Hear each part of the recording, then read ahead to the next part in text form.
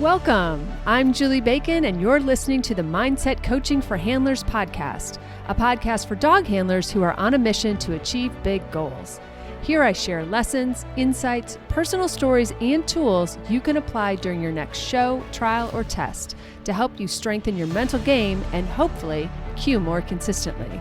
Be sure to check out the show notes where you'll find details about the episodes, plus important links, including the link to the Dogged Planner and Workbook created just for handlers on a mission. So if you're ready to improve your competitive mindset, get out of your own way, and connect with your dog like never before, then it's time to get comfy, bring an open mind, and work your mindset.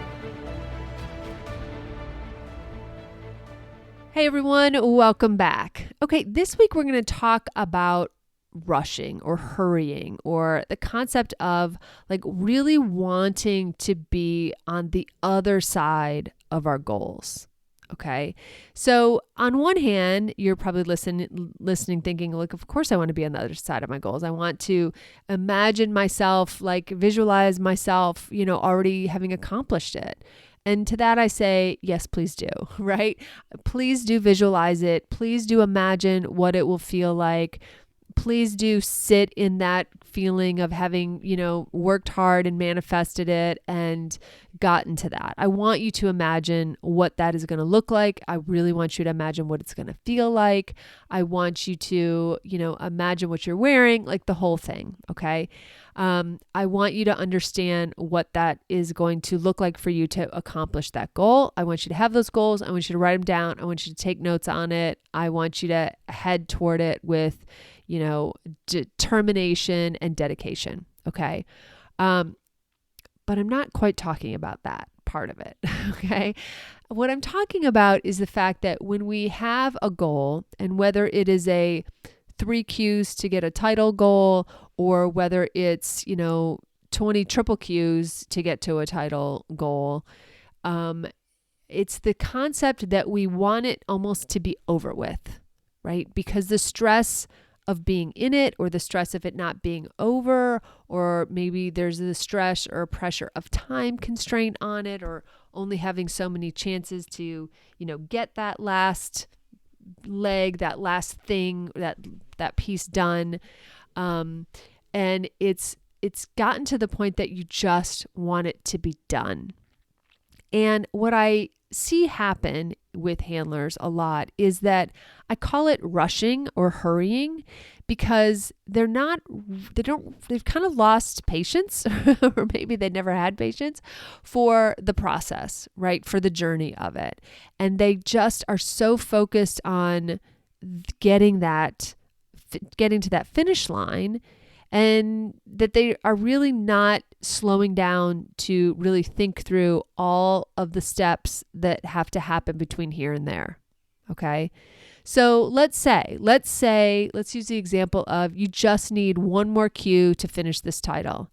And this title is super important because this title maybe means another award for you, within your breed or something. Or maybe it's like, if you get this, then you qualify to be able to go somewhere. Or, maybe you're just trying to get it finished because, then you're taking 2 months off or something because it's summer and you're going to go play in the water for the summer. Okay. And so whatever it is, it has a domino after that typically, right? It means something else. It's not just for that end. There's something else. There's some other reason that you want it over.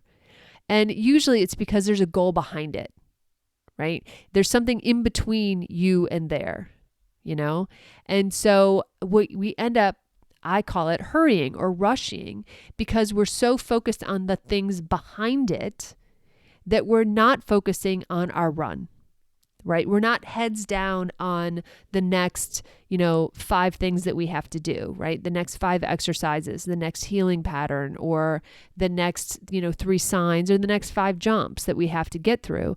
We're focused on, I got to finish this, and I got to do this so that I can finish this title, so that I can do this other thing. It's usually how it goes.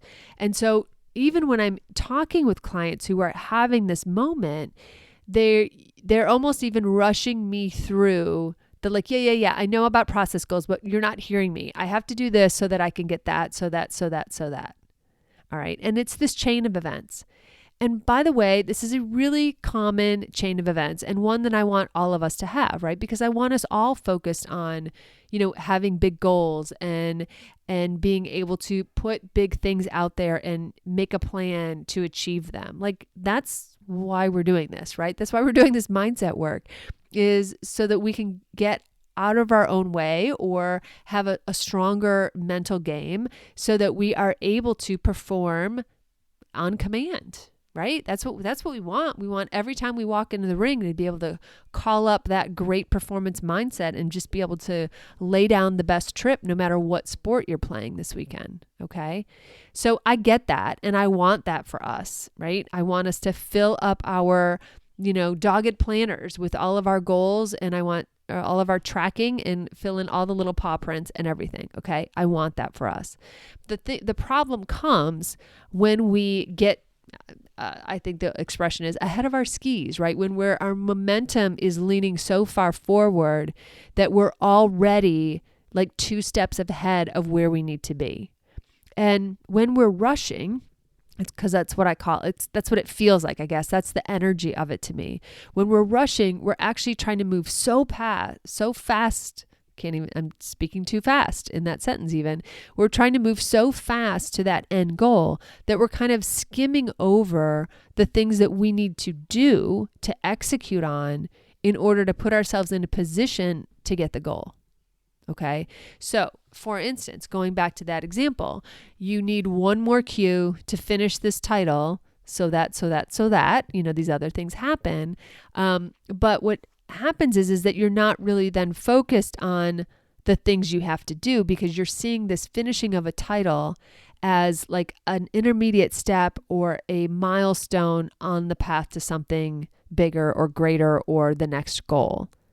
And again, even in that explanation, I'm not pausing to think, yes, but what do I have to do now? Right? And it's so easy to be drawn forward into those next goals, those stepping stones, because that's the real goal, maybe, right? Maybe this is just some annoying intermediate step to getting to there, wherever there is for you. But that hurrying or that rushing past what you need to do next is what's going to get you into trouble. Okay.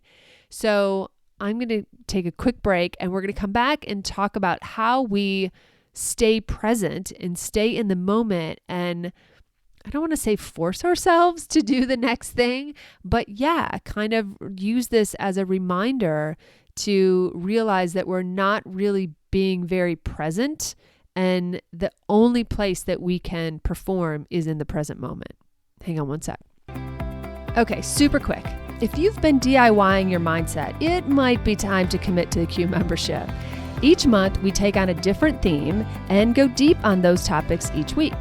Handlers report back they have improved their confidence, gotten a handle on pressure, reduced their ring nerves, and more. The link to the membership is always in the show notes, and there's a monthly and annual option. If you choose the annual option, be sure to put Q Podcast in at checkout to get an additional month for free. You also get a coaching call with me. Back to the show. Okay, so when we are feeling rushed, or when we are realizing that we're getting caught up in our own energy of what's next, so that, and we're kind of skimming through this intermediate goal, when we're feeling that way, we need to use it as what I call a handling reminder, and remind ourselves that like, whoa. Okay, I'm getting a little ahead of myself. I'm not focusing. If I'm thinking about this, just by, deduction, if you're thinking about that future goal or the 2 goals after that, you are, by argument, not thinking about what you need to do in the next 5 minutes in this ring, right? So that is your first, biggest, strongest clue, right? That you are not only focused on outcome, you are focused on 2 outcomes from now, right? Or 2 goals from now, or something too far ahead in the future that a lot has to happen between now and then. So I want you just to, first of all, not beat yourself up on, because what I take that away is excitement, right? And excitement and motivation and determination is all fantastic, right? And the fact that you have, 1, 2, 3 things to do in between now and getting to that thing that you really are excited about, that's fantastic. As I'm recording this in June, and people are, really getting intense if they are trying to qualify for the AKC Agility Invitational, which happens in December, but the qualifying period ends at the end of June. And so I'm seeing a lot of this in a lot of handlers right now as well, because they've got their eyes on Orlando in December with good reason. Been there, like driven for that goal, like want to be there again. Like I fully get it. And so they're really pushing hard to get those last cues, points, doubles, etc., to put them in a position to be able to go to that event or be able to be invited to that event. All right. And what happens is when they're focused on, getting the invitation in the mail, and the invites go out in like July, August-ish, that they're not focused on maybe their start line rituals, or they're not focused on, their plan, or they're not focused on connection, or, picking up their dog coming out of the tunnel, for instance, or all of those little things, all of those normal things.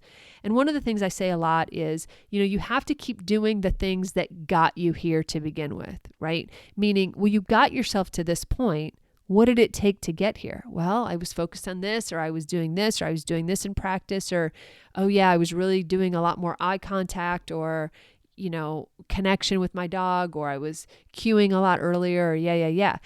But right now, all they're talking about is like, I need 3 more cues, or I would feel better if I double cued this weekend and I would feel like I'd had enough points, right? They're not, all of a sudden, they've forgotten those things that got them to this point. Does that make sense?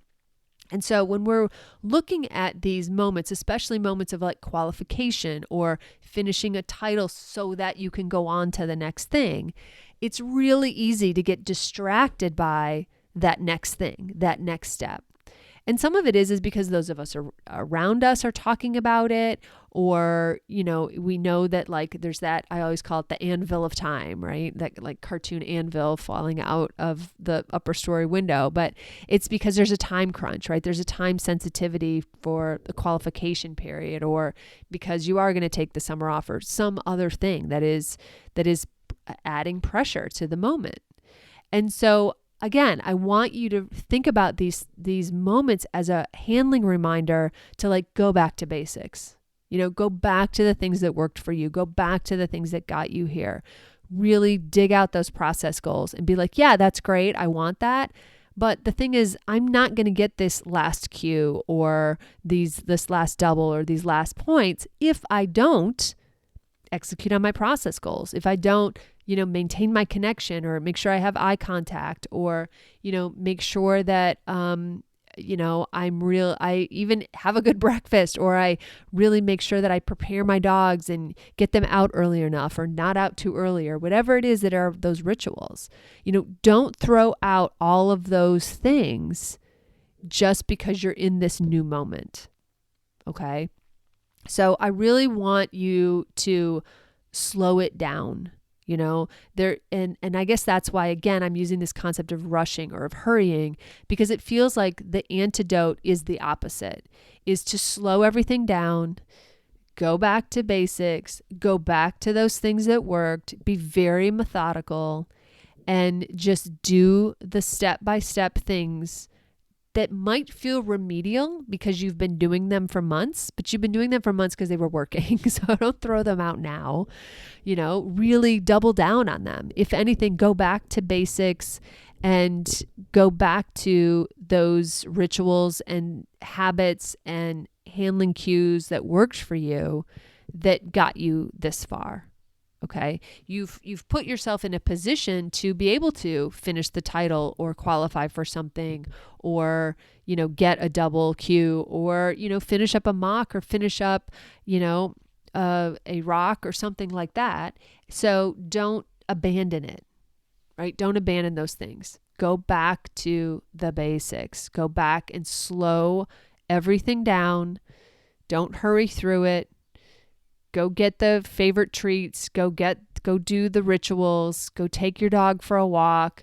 Listen to your music. Do all the things and slow the world down and get focused on the present moment and what you will do next.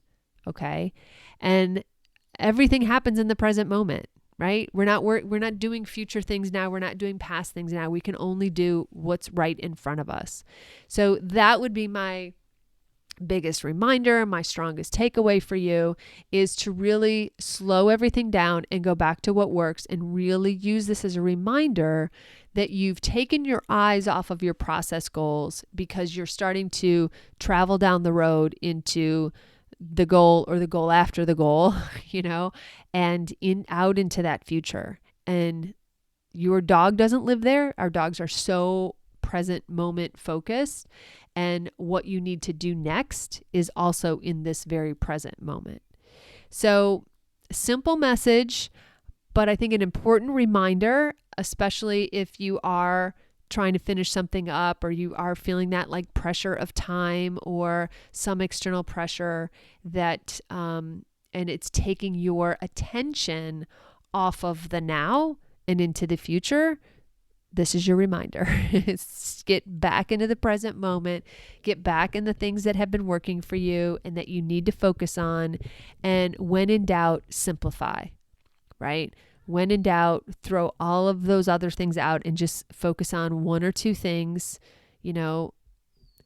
establish your mantra, go to your journal, do those things that work for you and get grounded again. Okay.